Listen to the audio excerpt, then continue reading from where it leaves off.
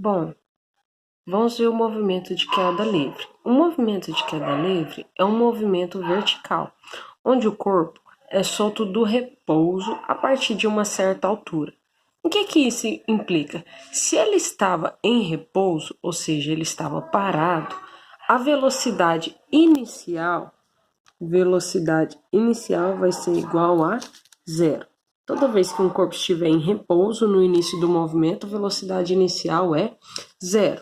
Então, para a gente calcular o tempo de queda, nós vamos ver que neste movimento, o tempo de queda ele não depende da massa do objeto. Esse aqui a gente está fazendo como se fosse um movimento ideal. A gente não considera a força de atrito, né, com o ar, nem a força de arrasto. Então, quando é aquele famoso experimento, se você deixa o objeto, por exemplo, como se estivesse no vácuo, uma pena e uma bola de boliche, os dois vão cair ao mesmo tempo. Por quê? Porque não depende da massa do objeto. Então, do que vai depender o tempo de queda? Ele vai depender da aceleração da gravidade, que a gente conhece, que é tratado pela letra G, e da altura que o objeto é solto. Então, se você está lá no vácuo, né, numa condição ideal, solta uma pluma e uma bola de boliche, da mesma altura, eles irão tocar o solo junto. Por quê? Porque o tempo de queda deles depende única e exclusivamente da aceleração da gravidade, representada pela letra G, e da altura que o objeto é solto. Bom, neste movimento, a aceleração ela é constante. E a velocidade de queda vai aumentar de uma forma proporcional. Então, ela não aumenta aleatoriamente, mas ela aumenta proporcional e é proporcional à aceleração da gravidade. Vamos ver as fórmulas aqui deste movimento. Vocês vão ver como não possui velocidade inicial, ou seja, velocidade inicial é zero. As fórmulas também são mais curtas. A fórmula para a gente encontrar a velocidade vai ser o quê? A fórmula da velocidade vai ser o G, que é a aceleração gravitacional, vezes o T.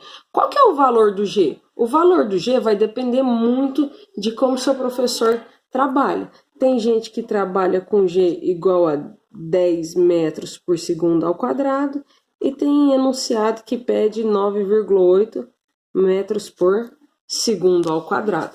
Então vai depender do de como o seu professor ou que o enunciado está trabalhando. Nós temos que ficar ligado na unidade. A unidade da velocidade é o metros por segundo, olha, metros por segundo. O da aceleração a gente acabou de ver aqui, ó, metros por segundo ao quadrado. E o do tempo, vou colocar aqui entre parênteses, é o segundo.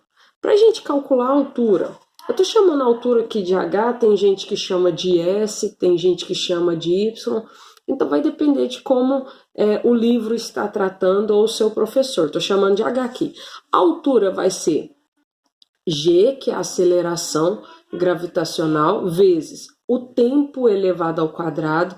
Veja que aqui é só o tempo que está ao quadrado dividido por 2. Vou fazer um exercício para a gente fixar bem aqui que é só o tempo que está elevado ao quadrado.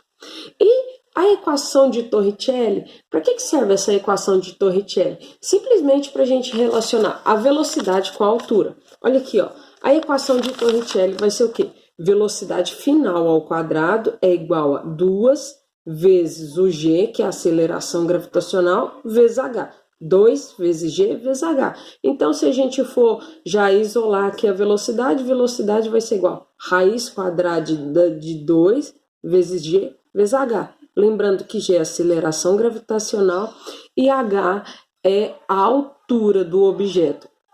Bom, vamos fazer no próximo vídeo exercícios para fixação do movimento de queda livre.